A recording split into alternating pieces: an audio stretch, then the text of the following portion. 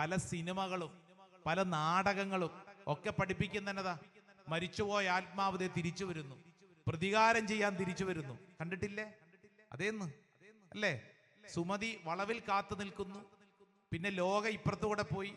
എന്തെല്ലാം തരത്തിലുള്ള ചിന്തകളും ചിത്രങ്ങളും ആലോചനകളുമാണ് അടുത്ത തലമുറയ്ക്ക് സമ്മാനിക്കുന്നത് അല്ലേ?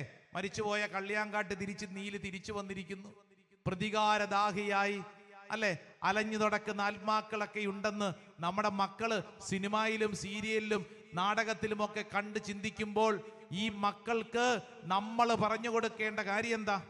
എന്റെ മകനെ, എന്റെ മകളെ, നീ ചെയ്യേണ്ട കാര്യം എന്താ?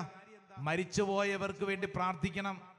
കത്തോലിക്ക മതവിശ്വാസം അനുസരിച്ച് പ്രേതമായും ഭൂതമായും മറുതയായും ഒന്നും അവർ തിരിച്ചു വന്ന് അലഞ്ഞു നടക്കുന്നവരല്ല.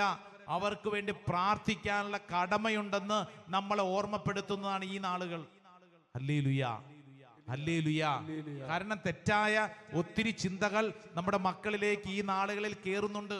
അപ്പൊ അതുകൊണ്ട് നമ്മൾ പറഞ്ഞു കൊടുക്കേണ്ട കാര്യം എന്താണ്? മക്കളെ, നമ്മള് നമ്മുടെ കുടുംബത്തിൽ നിന്ന് മൺമറഞ്ഞു പോയവർക്ക് വേണ്ടി പ്രാർത്ഥിക്കണം, പ്രാർത്ഥിക്കണം. അങ്ങനെ പ്രാർത്ഥിക്കാനുള്ള കടമയുണ്ട്. പ്രത്യേകിച്ച് നമ്മൾ ഓർക്കേണ്ട വളരെ പ്രധാനപ്പെട്ട ഒരു കാര്യം പറയട്ടെ.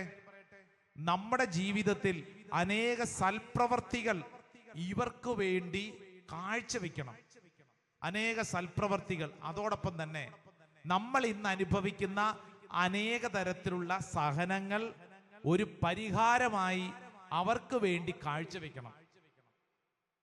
നമ്മൾ അനുഭവിക്കുന്ന അനേക സഹനങ്ങൾ ഒത്തിരി സഹിക്കുന്നുണ്ടല്ലോ, ഇല്ലേ? സഹിക്കുന്നുണ്ടോ? ഉണ്ടെന്ന്. നമ്മുടെ ഈ സഹനത്തെ നമ്മൾ എങ്ങനെ കൈകാര്യം ചെയ്യുന്നേ? ഈ സഹനത്തെ പിറുപിറുപ്പോടും അസ്വസ്ഥതയോടും കൂടി അല്ല കൈകാര്യം ചെയ്യേണ്ടത്. മറിച്ച് എന്ത് ചെയ്യണമെന്നറിയോ? സഹനത്തെ ഒരു മധ്യസ്ഥ പ്രാർത്ഥനയായി, മൺമറഞ്ഞു പോയവർക്ക് വേണ്ടി ഒരു പരിഹാര ബലിയായി കാഴ്ചവെക്കണം.